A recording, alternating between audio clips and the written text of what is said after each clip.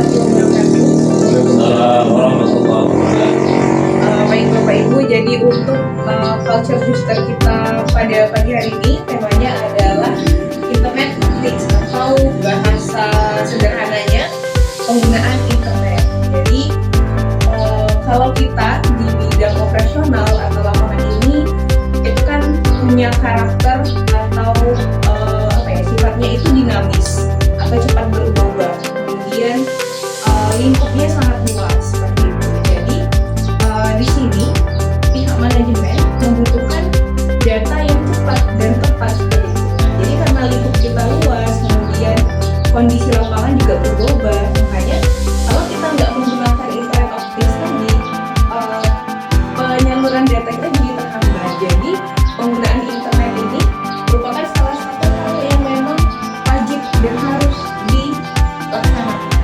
Dan kita pun ketika menginput atau melaporkan data itu harus memang data yang real atau apa adanya dan real time atau mengikuti perkembangan waktu yang ada di sini.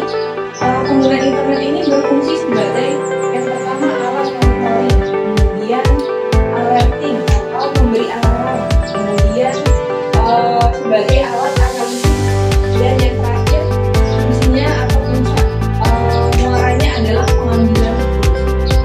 Nah, itu sebagai monitoring. Jadi data yang kita berikan itu, data yang kita input di sini berfungsi sebagai data untuk mengawasi atau memantau gitu, bagaimana perkembangannya. Misal ketika kita menginput sensus global trailing melalui aplikasi, kita bisa tahu bagaimana perkembangannya, bagaimana perkembangan telur, larva, rupanya seperti apa. Kemudian sebagai alat pemberian alarm. Jadi dari data yang kita input tadi, itu kemudian nanti sistem akan dibaca kira-kira apa yang harus diperhatikan, apa yang menjadi titik awalnya. Jadi apa kira-kira yang harus kita segera tangani, apa yang menjadi perhatian kita seperti itu. Nah, kemudian dianalisis lagi setelah kita diberitahu, kita diberi alarm, kemudian sistem itu nanti akan menganalisis polanya seperti apa. Misalnya